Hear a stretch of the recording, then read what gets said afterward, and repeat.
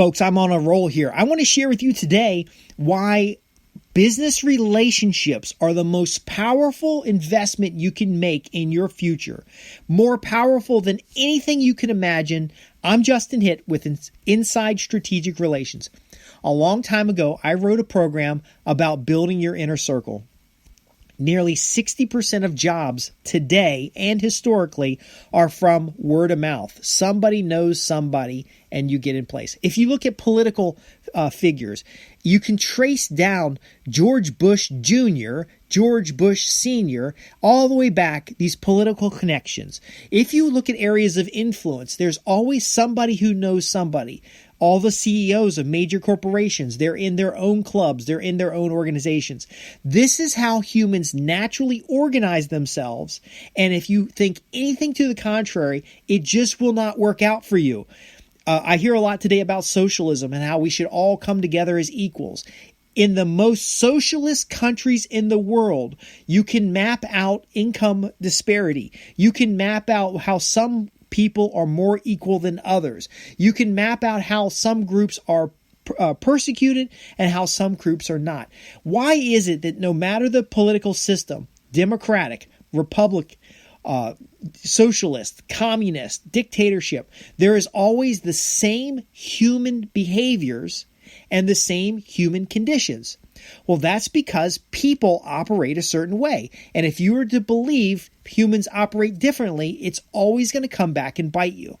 Now, I tend to be the guy who's in the background listening carefully. I listen, I take notes, I document, I look for the relationships, I look for the connections. I sit down and listen, and then when I am asked a specific question, I respond with credible information based on that research, based on rational understanding. I'm not the type of guy to, in an argument, that's going to call you out with name calling, because I know when it comes to argumentation that's not an argument. That's belligerence.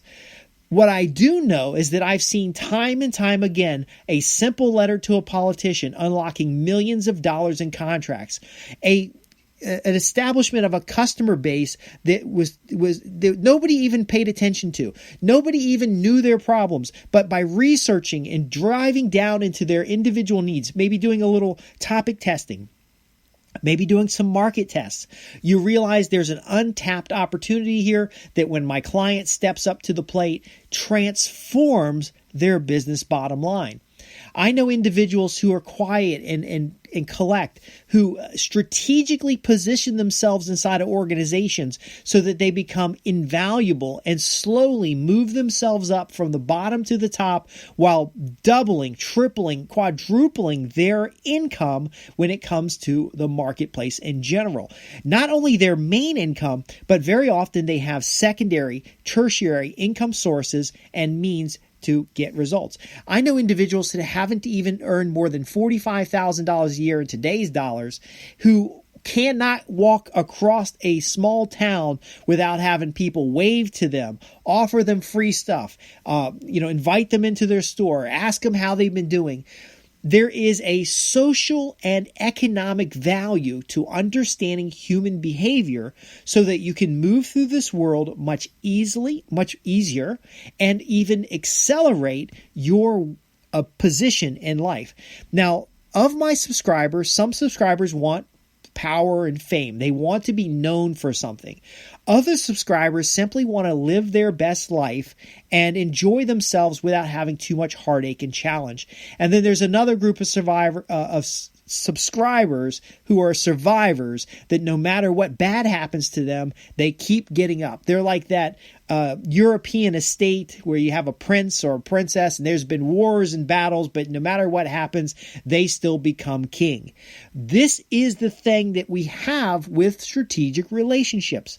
Now, I'm building from, I'm not a conspiracy theorist, I'm a conspiracy factist. We know that foreign countries use strategy, diplomacy, positioning, backroom relationships. We know that other countries do this to influence their people to get the results that they're looking for. I assume that all countries do it if one country does it. So I've invested time to look at Russian communist manifestos, the rules for radicals, but also CIA documents, marketing materials, books on persuasion, books on human behavior. I've taken a large number of sociology and psychology classes. And very often I can look into a situation, ask a few poignant questions, and find out which way the wind blows. Now, what does that mean? Well, when I was a bird dog hunter for real estate investors, they informed me about how humans like to populate. For example, there's a number of psychological characteristics of individuals that people tend to gravitate towards. So folks tend to move towards people that look like them or that act like them. Conservatives live with conservatives. Liberals live with liberals. Libertarians live everywhere. But here's my larger point. By looking at these behaviors, we can ask questions like, what do people like to live near? Well, the majority of families with children like to live near high-quality schools. Affluent workers or middle managers like to live near country clubs. Nobody likes to live near the airport or industrial parks. And you could literally draw a map or take a map and draw circles around these places. Now, we literally spread this map out on a table and took like the yogurt container was the circle around one type of thing. And then the butter bowl was the circle around the airport, for example. And we would draw these colored circles on the map and we would look for places where those circles were not there. So the red circle, nobody wants to live near the landfill. Okay. So we put a big giant circle around the landfill. Everybody wants to live around a nice school. We put a big green circle around the nice school, or we trace out the school district. Nobody wants to live in the ghetto. Nobody wants to live in the very expensive home because these particular investors were looking for middle family homes. We iron this all out. Then we find the agricultural land on the edge of town, for example, for a business, for a community development. We find that off parcel, off of industrial park for that heavy industry. We find the land that people want to buy, and then we go find the people who want to buy it. I was sitting on a deal at 19, 20 years old where I had researched out 21 townhomes owned by an elderly individual whose spouse had passed away a couple years before, who has floated interest in selling these properties several times. Nobody took them up because he wanted to sell all the properties at once. So I partnered with the granddaughter of the person who owned the original land, who was good friends with the owner, and we set up a deal to buy all 21 properties. Now, what we did have some challenges, though, is that we partnered with investors who actually undercut us and went and to where this guy lived out of town. They actually went to this guy and cut a deal and cut us out of the deal. But again, I was 20-something years old. I didn't know any better. That community is thriving because it was outside of a military base, and temporary housing is very important. It was turned into mostly rentals because temporary housing is important near a military base, but also there was a lot of transitional employees that might come and work for a year or two. The neighborhood was upgraded some. I supported the plan for that, and I didn't get paid. You're not always going to get paid. This isn't always about getting paid. This is about gaining influence in the marketplace. When these investors came up and needed something else, guess who they went to? They went to me and the real estate agent because we had all the local contacts. And they literally apologized for cutting us out of the deal. They said, look, this is what we did. We told you we were going to meet at the properties, and we weren't going to meet at the properties. We called last minute and we told the guy we're going to meet someplace else, and we met the guy up in town. Now, I chose not to work with these guys again. The real estate agent did and made some money. I chose not to work with these people again because they basically cut us out of a deal.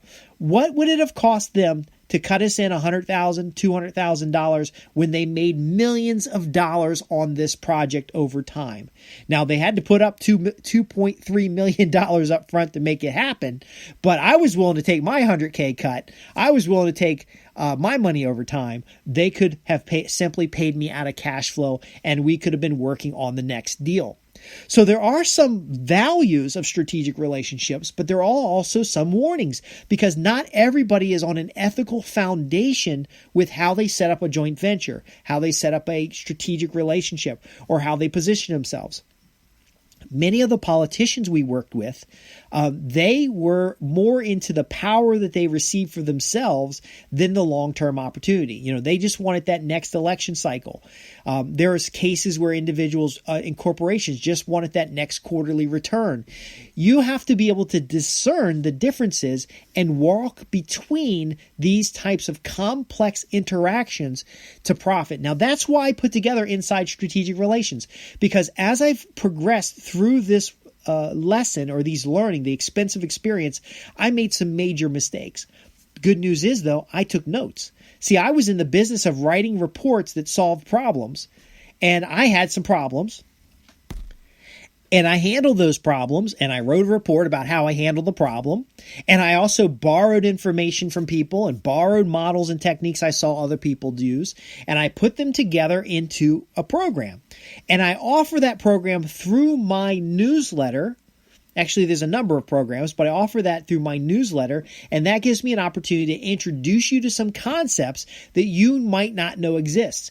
You know, when people go out and protest the 1%, and they got this like cell phone in their hand, and they say the 1% are slave masters and the 1% are taking advantage of people. Did you know that that cell phone is actually made in factories where they have to put nets up around the roof because the conditions are so bad that people are jumping off the roof and committing suicide because they don't want to create the microchip that you're using in the phone to film your protest?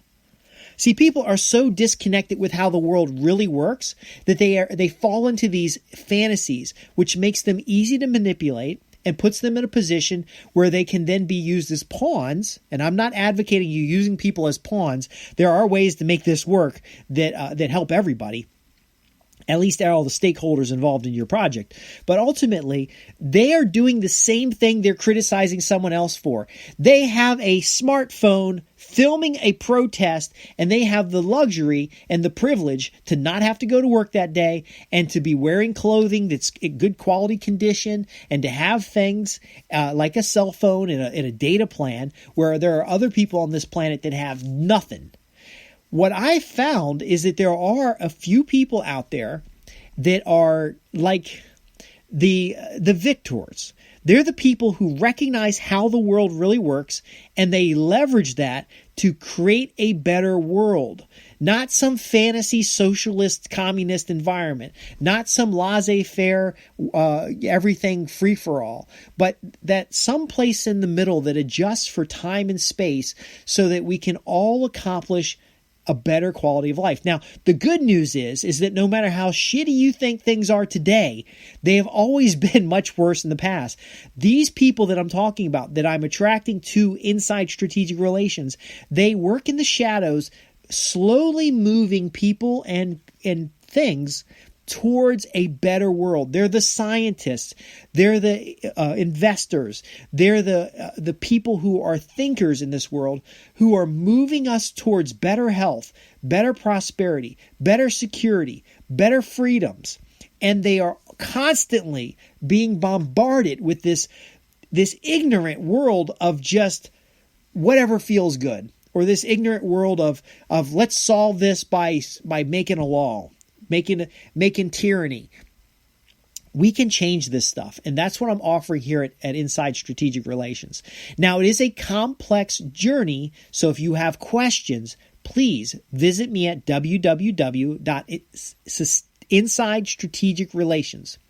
You can ask your questions. I've got many years of experience working with government contractors, politicians, large corporations, small corporations, entrepreneurs, high-income investors, qualified investors, venture capitalist funds. Many of these things I don't publicly talk about, but I will be happy to take that experience and those connections I have and help you get answers to challenging problems. If you want to have more influence, if you want to have greater power and control over your life, if you want to have greater long-term opportunity, then you're in the right place. Visit us at www.sustainablewealthsecrets for more of the resources that we have available. I would invite you to become a coaching client if you have a specific need and challenge. And of course, your questions, I'd be more than happy to answer them. Thanks for listening. Again, I'm Justin Hitt with inside strategic relations, and we've been talking about the true power in this universe that comes from its understanding human behavior and how we can use that power to grow over time our own opportunity and prosperity. Thanks for listening.